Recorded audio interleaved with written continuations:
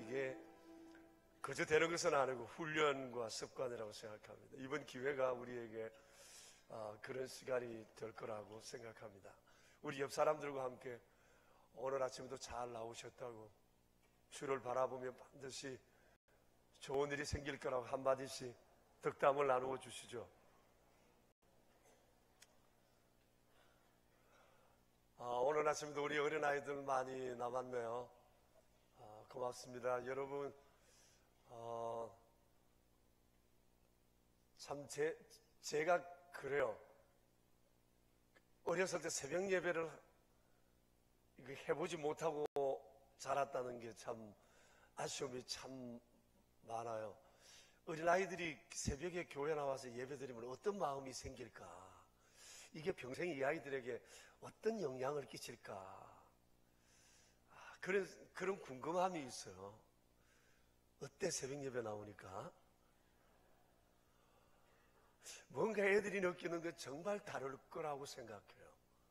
와서 보니까 이런 새벽에 어른들이 많이 나와 있고 내 또래 아이들이 나와 있고, 아마 이것은 아이들에게 새로운 문화적 충격이 되지 않을까 저는 생각해요. 인생은 사연으로 만들어진다고 그러잖아요. 그래서 이 기억 속에 이런 사연들을 많이 기억해야 하는 것은 책 한 권 읽는 것보다도 훨씬 더 유익한 평생의 자원이 될 거라고 생각해요. 오늘 아침에도 나온 여러분을 환영합니다. 이제 우리 셋째 날 하나님 앞에 함께 예배 드리겠습니다. 기도하겠습니다. 찬송을 부르고 또 새벽에 나온 성도들의 얼굴을 보고 또 이런 새벽 교회를 향하는 걸음들을 볼 때 저희 안에 왠지 모를 힘이 솟고 우리 주님을 더욱 열심히 사랑하고 사모해야 되겠다는 생각이 불끈불끈 생깁니다. 또 하나님께서 저희를 얼마나 사랑하시는지를 저희를 순간순간마다 알게 하셨고, 또 이번 수련회 시간을 통해서 또 저희들에게 큰 깨달음을 주셨습니다. 자비로우신 우리 하나님 아버지, 셋째 날 아침 저희가 주님 앞에 모였습니다. 다시 주님을 바라보고 주께로부터 임할 은총을 기대하며 이 자리에 있습니다. 자비로우신 주여, 이곳에 함께 하시고 더욱 주의 사랑으로 충만하고 그 사랑으로 겸손하게 되는 복된 삶을 살아가도록 도와주시옵소서. 예수님의 이름으로 기도합니다. 아멘. 우리 함께 찬송하겠습니다. 사도 19장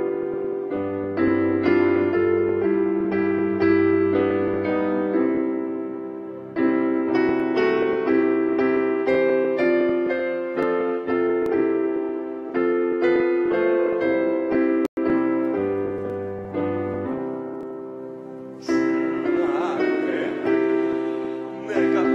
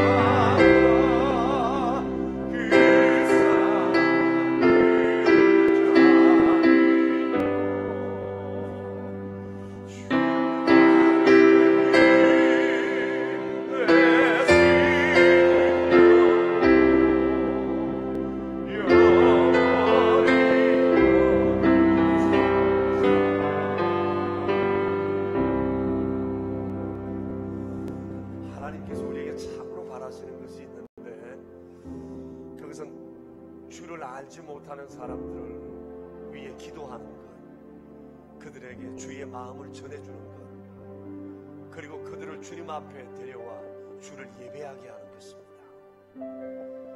여러분, 이런 사람, 이런 대상이 우리에게 있을 겁니다. 열매가 속히 맺어지지 않아도 우리는 날마다 그 마음을 품고 살아야 하나님과의 교통이 더 깊어질 수가 있습니다. 그래서 오늘 아침에 정말 하나님을 예배하길 원하는, 주를 알지 못하는 그 사람을 위해서 이 아침에 기도했으면 좋겠습니다. 그 사람의 얼굴을 떠올립시다. 이름을 부릅시다. 하나님 앞에 이 시간 함께 기도하겠습니다. 하나님 우리가 감사합니다.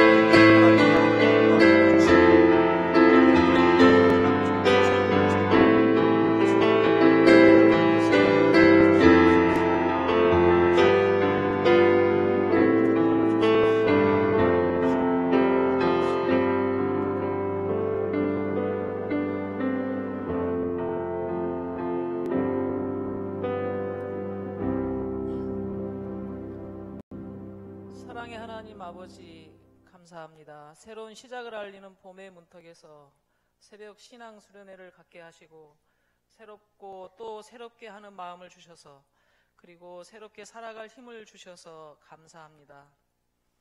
여호와는 나의 목자시니 내게 부족함이 없으리로다. 오직 주의 말씀을 붙잡고 사로잡힐 때 온갖 근심 걱정과 두려움에 파묻히지 않도록 도와주시는 하나님 아버지, 도와주시고 힘주시고 동행하심을 믿고 오늘 하루도 거룩한 하루가 되도록 묵상하며 이 자리에 모였으니 축복하여 주실 것을 믿습니다. 모든 꽃을 꺾을 수 있을지라도 오는 봄을 어찌 막을 수 있겠나이까? 긴 겨울 동안 땅속에서 혹한의 시련을 견뎌낸 새싹과 꽃망울들이 마음껏 솟아오른 봄이 오듯이 주님이 주신 말씀을 묵상하며 나아갈 때 우리에게 있는 모든 걱정과 문제들이 해결되게 하실 것을 믿습니다. 사랑의 하나님 아버지, 거칠고 약한 질그릇 같은 저희를 하나님의 은혜로 보물 삼아 주심을 감사드립니다. 본래의 질그릇이었으나 하나님의 택하심을 입어 그리스도의 얼굴에 있는 하나님의 영광을 아는 빛, 복음의 광채의 비추임을 입은 사람 되게 하심을 벅찬 감동으로 받아들이게 하시옵소서. 하루를 시작하는 이 새벽에 오늘 만나는 모든 이들에게 그리스도의 향기가 있는 만남이 되게 하시옵소서. 저희가 사용하는 말과 행동에 예수님의 향기가 겸손과 온유함이 있게 하시고 작은 것들을 소중히 여기는 마음을 주시옵소서. 저희 마음 깊은 곳에 사람을 향한 이해와 따뜻한 배려의 마음을 주셔서 그 누구도 미워하거나 노여하지 않게 하시고 받으려 하기보다는 언제나 주고자 하는 마음으로 받은 것은 기억하고 준 것은 곧 잊어버릴 수 있도록 도와주시옵소서. 오늘 하루 목마른 이에게 샘물 한 잔의 위로를 줄 수 있게 하시며 마음이 상한 자를 스쳐 지나지 않게 하시고 도움이 필요한 이를 외면하지 않게 하시옵소서. 외로운 이의 친구가 되게 하시고 소망을 잃은 이에게 소망을 갖게 하시며 사랑이 필요한 이에게 사랑을 줄 수 있게 하시옵소서. 저희가 만나게 되는 모든 사람들을 하나님이 바라보는 눈길로 바라볼 수 있게 하시고 그들이 저희를 통해 예수님의 사랑을 느낄 수 있게 하시옵소서. 영혼 깊은 곳에 울려나오는 찬미가 들꽃의 향기처럼 세상으로 가득 퍼져가게 하시고 오늘 하루 저희의 마음으로 행동으로 언어로 그려진 그림들이 잠드는 시간에 아름다운 그림으로 하나님께 드려질 수 있도록 종일토록 함께 하실 것을 믿습니다. 말씀을 전하실 배성태 목사님을 더욱 강건케 하시고 상한 영을 회복시키는 놀라운 성령의 기름을 부어 주시옵소서. 기쁘게 찬양하는 샬롬 성가대를 축복합니다. 홀로 영광 받으시옵소서. 거룩하신 예수님 이름으로 기도합니다. 아멘.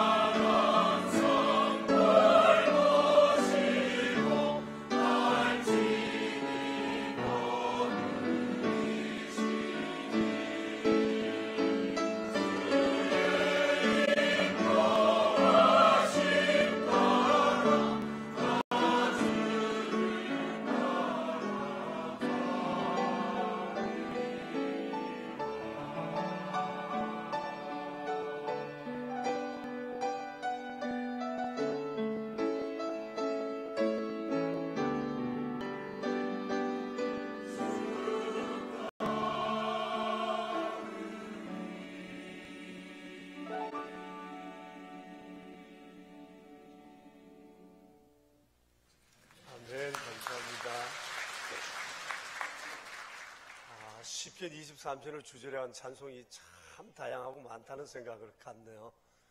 오늘 아침 찬송도 우리에게 동일한 주님을 향한 마음을 또 결심케 하는 찬송인 것 같습니다. 오늘 또 시편 23편 2절 말씀 우리 함께 보겠습니다.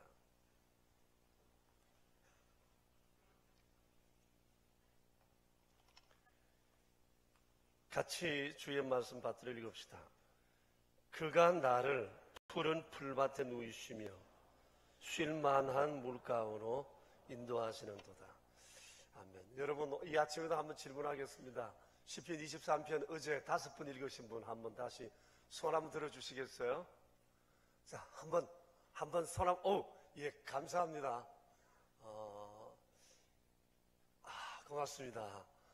일청이 훨씬 많으시네요. 4번 읽으신 분 손 한번 들어주시겠어요? 4번. 5번 포함해서. 네, 그렇죠?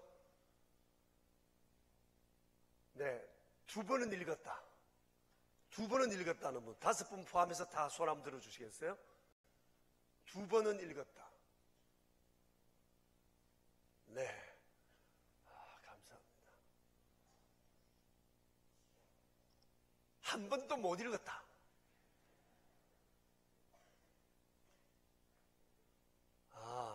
거의 한 번은 다 읽으셨다는 말이죠. 여러분이 묵상 중요합니다. 저도 어제 하루 종일 묵상했습니다. 이런 생각 저런 생각 떠오를 때, 나쁜 생각 떠오를 때, 좋지 않은 생각 떠오를 때 여호와는 나의 목자시니를 고백했고 외쳤고 묵상했고 천천히 고백하고 그런 시간들로 보냈습니다. 아마 하나님께서 우리를 견고하게 하시는 아름다운 시간들로 만들어 가시리라고 생각합니다. 푸른 풀밭에 누이시고 라고 했는데 여러분 혹시 푸른 풀밭에 누워있는 양을 본 적이 있습니까? 푸른 풀밭에 누워있는 양을 보기란 평소에는 참 쉽지 않습니다. 푸른 풀밭에 누워있는 양은 양으로서 아주 최적의 상태, 최고로 만족한 상태일 때 양은 푸른 풀밭에 눕는답니다. 풀을 뜯어먹는 양은 보아도 푸른 풀밭에 누워있는 양을 그렇게 우리가 평소에 성 많이 보기는 어렵다고 생각을 합니다. 동물 생태학자로 평생을 살아간 필립 켈러라는 분이 계십니다. 그분은 동아프리카에서 태어나서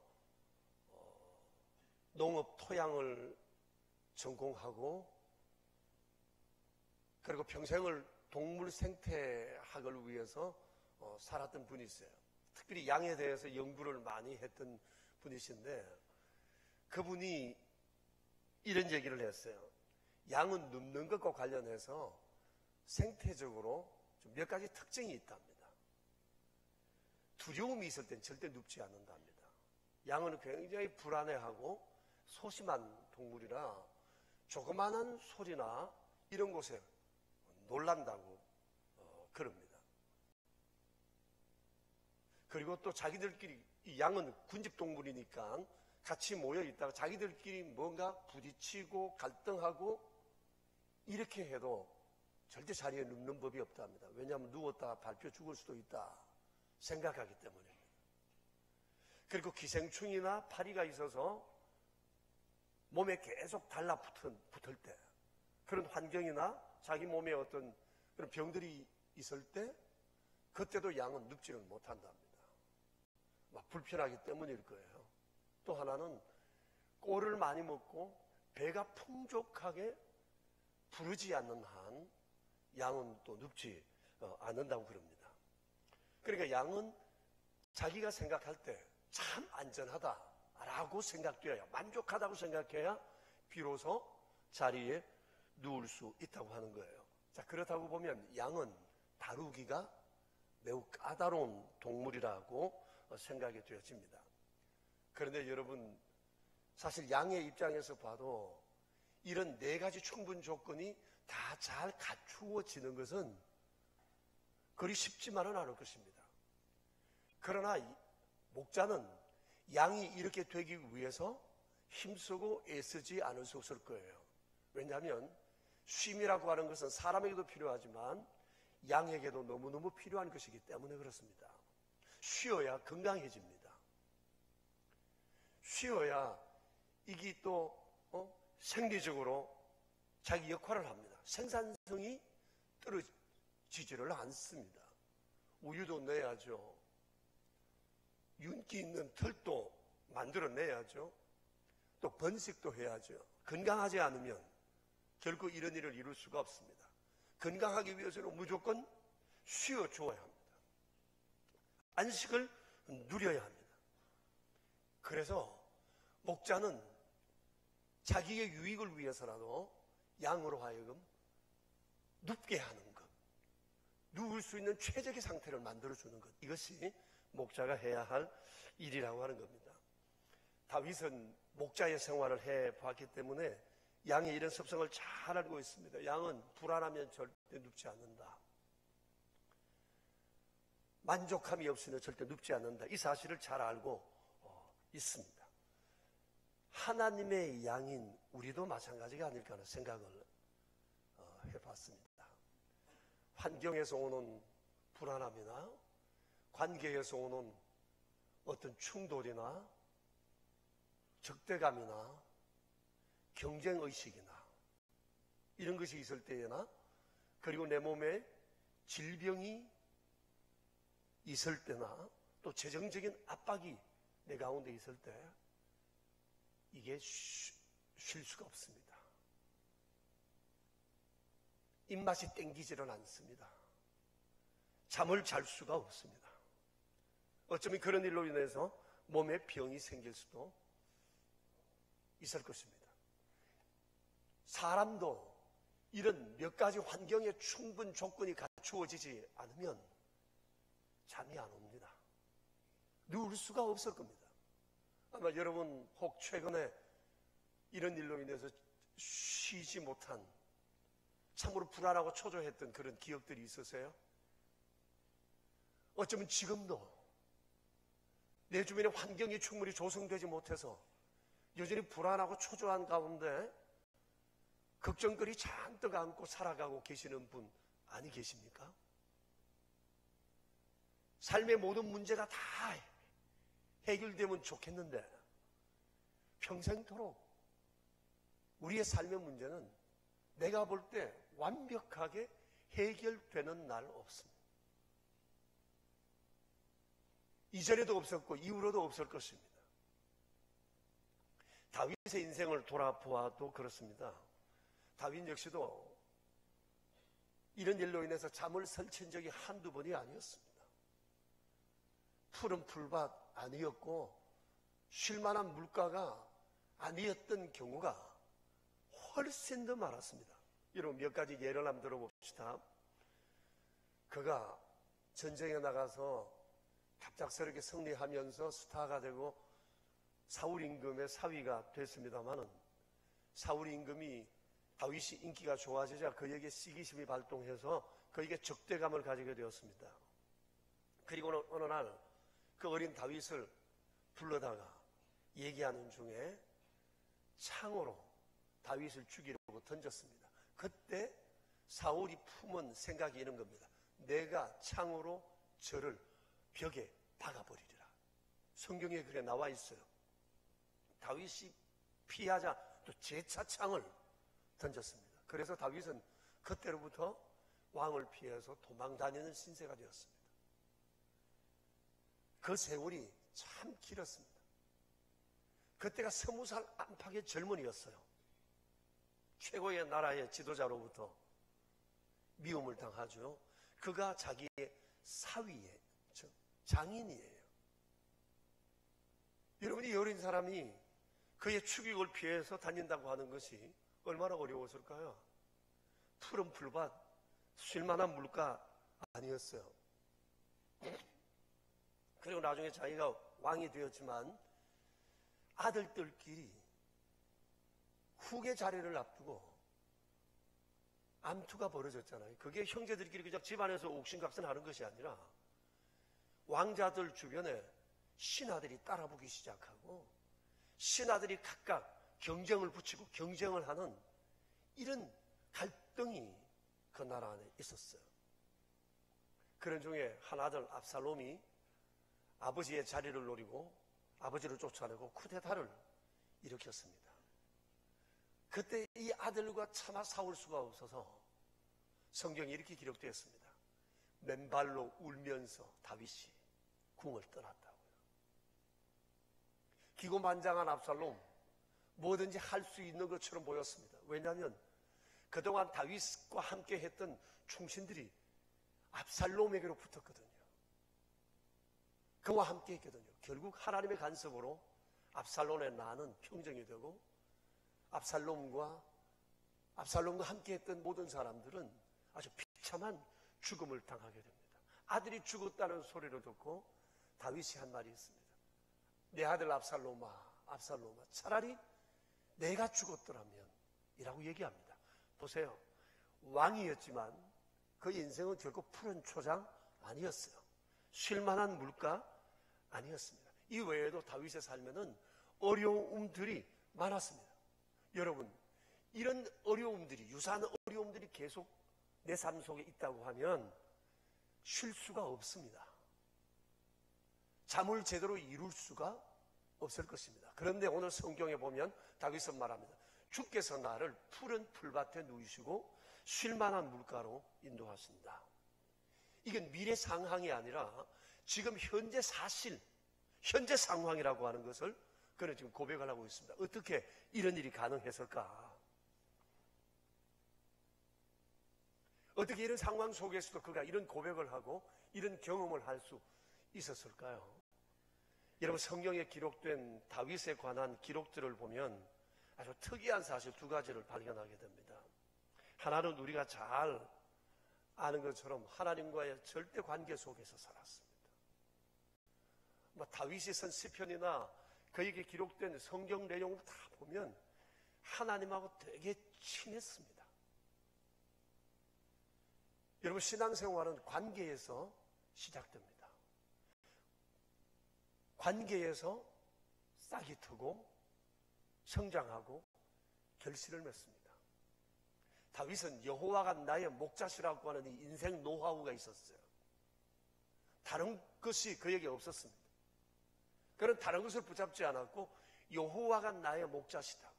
그가 양치기를 해봤으니까 양과 목자는 떨어질래야 떨어질 수 없다는 사실을 그는 알고 있어요. 하나님은 언제나 나와 함께 하시는데 내가 주님과 가까이 하기만 하면 된다는 사실을 그는 알고 있었어요.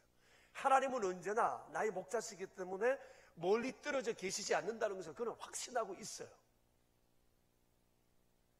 어찌하든지 내가 주께 가까이 가기만 하면 관계는 좋아진다. 이 믿음이 그에게 있었어요. 그래서 다윗은 이 절대관계 속에서 하나님을 바라보고 하나님을 바짝 쫓아가는 사람이었어요. 어떤 환경 속에서도 다윗은 이런 삶을 살았습니다.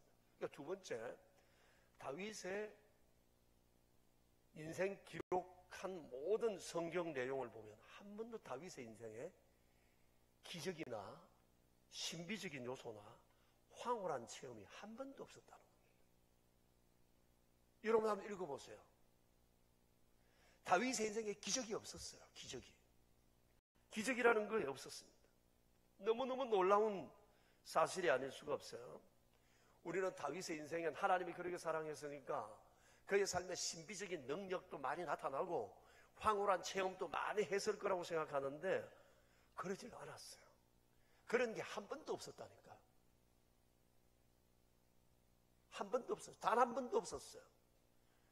그는 일상생활 속에 목자와 양의 관계처럼 그렇게 살아갔을 뿐 기적 속에 하나님을 경험한 사람이 아니었다는 겁니다.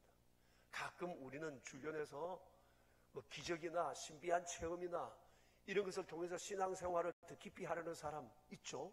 또 어떤 사람은 자기의 신비한 능력이나 초자연적인 능력을 자꾸만 사람들에게 보여주고 말함으로 인해서 자기가 대단한 사람인 것처럼 생각하는 사람도 있죠. 근데 그게 얼마나 위험한지 모릅니다.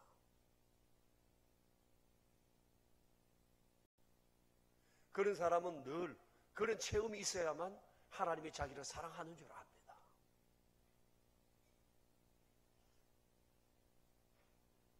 하나님은 우리를 기적으로 이끄시는 분이 아니세요. 기적 속에 우리를 만나시고 기적 속에서 우리와 관계하시는 분이 아니시라 일상 속에 목자와 양의 관계처럼 그렇게 살아가시는 분이시라는 겁니다. 어떤 분은 다윗이 골리앗을 이긴 사건을 두고 이건 기적이 아니냐라고 생각하는데 아닙니다.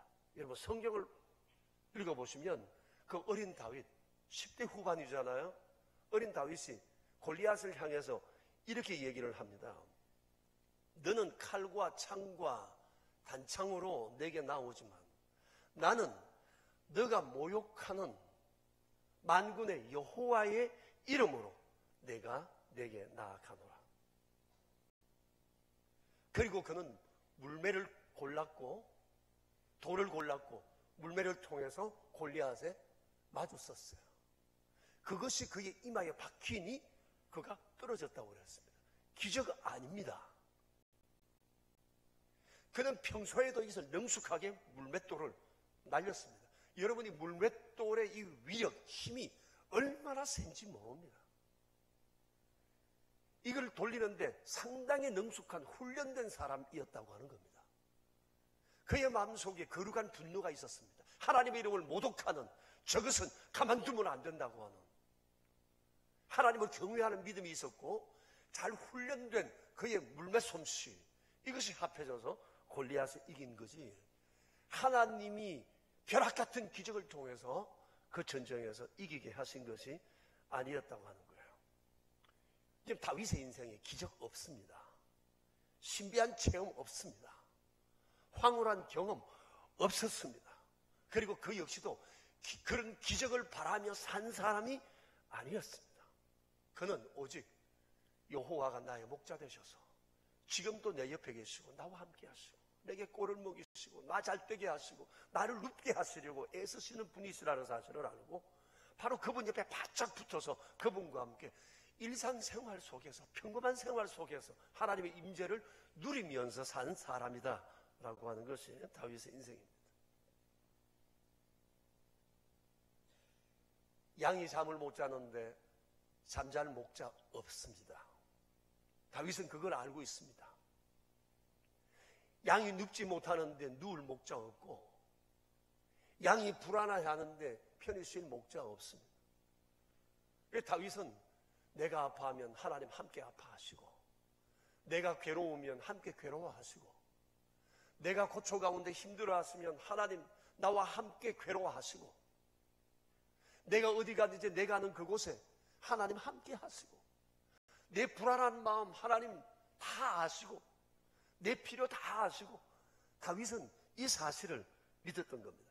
그러니까 이런 생각을 할 때 다윗의 마음은 한없이 평안했던 겁니다.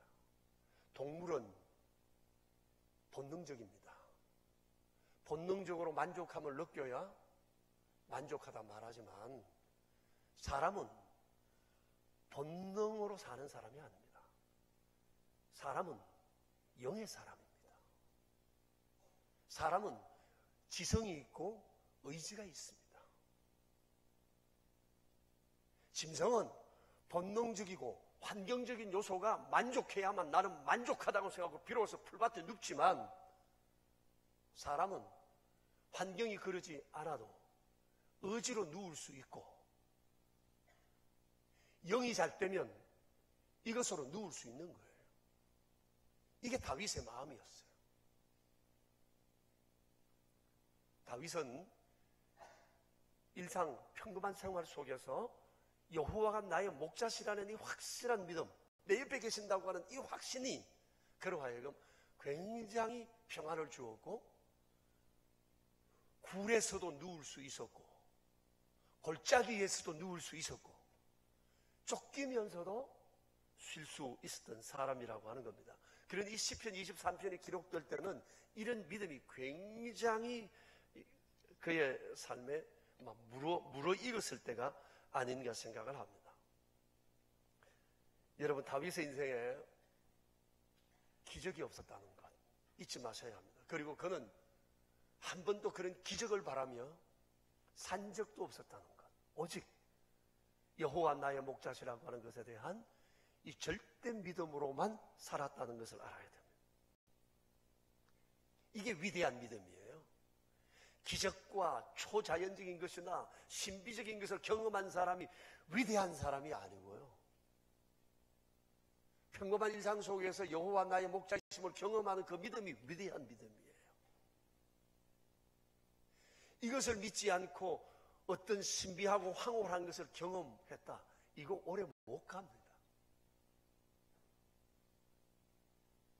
우리에게 절대적으로 필요한 것은 일상 속에서 하나님의 임재를 경험하며 살아가는 것입니다. 어거스틴이 그런 고백을 하지 않았습니까? 오 주님, 주님께서 주님을 위하여 우리를 지으셨나이다. 우리가 주님 안에 거하기까지 우리는 안식할 수 없나이다. 요 안식의 신앙이 필요해요. 주님이 주를 위하여 우리를 지으셨으니 우리가 주 안에 거하기까지 안식할 수 없었나이다. 이것은 환경이 만족하다 그 얘기가 아니죠. 양이 풀밭에 누울 수 있는 조건, 필요 충분 조건이 다 되었기 때문에 안식할 수 있는 것이에요. 주님 안에 있는 것이 나의 안식이요, 주님 안 그것이 푸른 풀밭이요, 쉴만한 물가라고 하는 겁니다. 주 안에서 안식할 수 있는 이 믿음을 훈련하는 게 매우 중요합니다. 여러분, 모세를 보세요. 모세가 이스라엘 백성들을 이끌어내고 갈 때 모세는 불안하거나 초조했던 사람이 아니었다는 것을 우리는 잘 알고 있습니다. 아말렉과의 전쟁 속에서도 그는 뚜벅뚜벅 산을 향해 올라가 두 손을 들었을 뿐입니다. 홍해가 앞에 있어서 사람들이 불안해서 막 방방 뛸 때 그는 말합니다. 오늘 밤 너희를 위하여 여호와께서 어떻게 행하실지를 보라고 그랬어요. 이게 모세였습니다. 그는 여호와가 오늘 여기 나와 함께 하신다는 사실을 그를 믿고 산 사람이에요. 불안하거나 초조하지 않았어요. 남들 같지 않았습니다. 요셉도 그러지 않았어요. 요셉의 인생을 여러분 보시면 불안해한 구석을 별로 찾아볼 수가 없습니다. 종으로 살 때나 감옥에 들어갔을 때나 총리로 있을 때나 별로 불안해하지 않은 듯한 참 목가적인 그런 분위기를 느낄 수 있어요. 어떻게 그럴 수가 있었을까?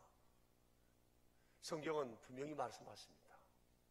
하나님이 함께 하심으로 요셉이 형통하게 되었더라. 하나님이 함께 하시는 이 믿음, 여호와가 나의 목자이시다. 그래서 주님이 지금 여기 나와 함께 계신다고 하는 것에 대한 이 믿음이 그에게 있었어요. 주님, 나를 여기서 벗어나게 해주세요. 뭐 그런 기도 그는 하지 않았어요. 종살이 벗어나게 해주세요. 감옥에서 벗어나게 해주세요. 기적이 나타나서 저 보디발 안에 저것 좀 처리해 주시고 기적이 일어나서 감옥이 막 무너지고 이런 소리 한 적 없어요. 그냥 감옥에 있으며 감옥에 있는 대로 그 일상 속에서 나의 목자 되시는 하나님 의지하고 살았어요. 그렇게 살았어요. 불안하거나 초조하지 않았습니다. 베드로를 보세요.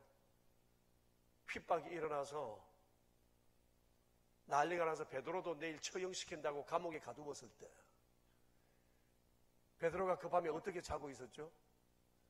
손발이 사슬에 묶여 있었음에도 불구하고 천사가 그를 데리러 갔을 때 그는 깊이 잠에 골아떨어졌어요. 천사가 차서 두들겨 깨웠다고 그랬잖아요. 여러분, 이런 안식이 어디서 나왔을까요? 내일 내가 처형되는데 손발에 이게 다 묶여 있는데 어떻게 그 밤에 잠이 올 수 있겠느냐고요. 근데 베드로 잤어요.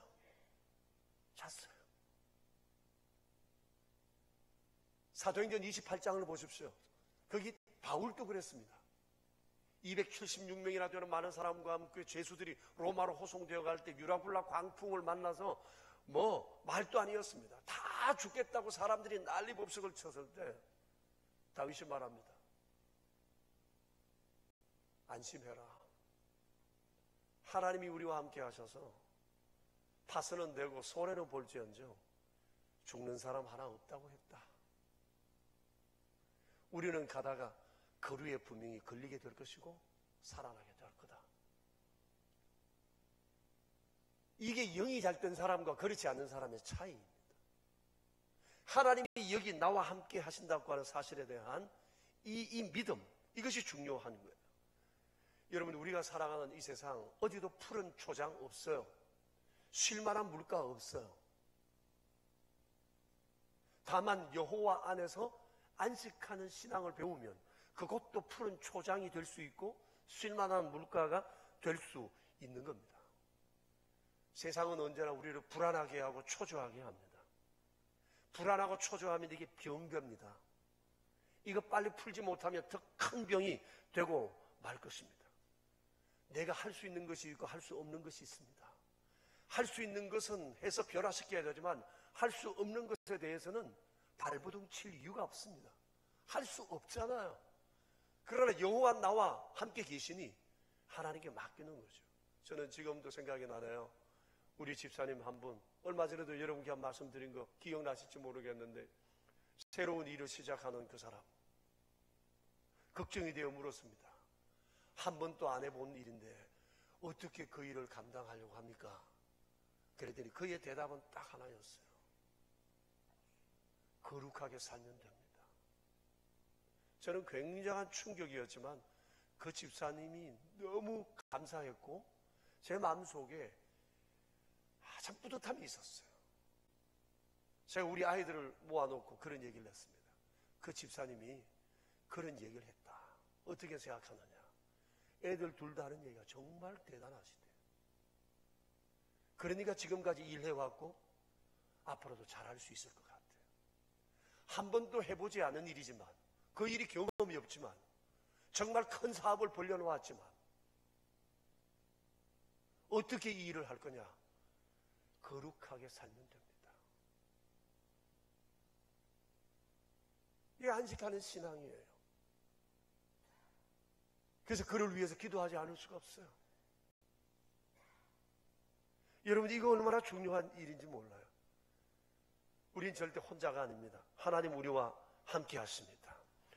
여호와 나의 목자라고 하는 것에 대한 신뢰 여부가 나로 하여금 안식하는 신앙생활을 할 거냐, 아니면 여전히 불안하고 초조한 삶을 살 것이냐, 이것을 결정한다는 사실을 기억해야 합니다. 여러분, 우리 기억합시다. 우리 평생 푸른 풀밭 없습니다. 쉴만한 물가 없습니다. 다만 여호와 하나님 나와 함께 하셔서 안식하게 하시는 이 믿음이 있을 뿐입니다. 그렇게 이 믿음으로 세상을 보면 광야에서도 누울 수가 있고 골짜기에서도 누울 수가 있는 겁니다. 다윗의 인생에 기적 없었습니다. 기적 바라는 신앙 버리십시다. 일상 속에 함께 하시는 주님을 날마다 경험하시는 우리 모두가 되기를 바랍니다. 오늘 하루가 바로 그날이 되기를 축복합니다. 다윗의 이 아름다운 체험, 이 체험이 우리에게 있기를 바랍니다. 주와 함께하는 우리의 삶은 푸른 초장입니다. 쉴만한 물가 맞습니다.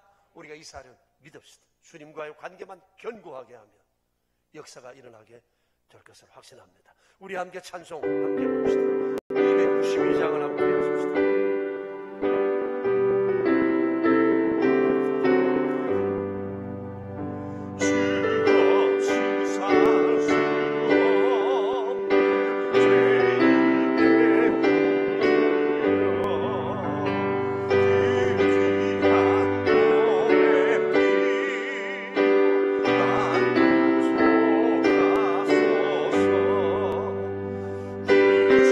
주의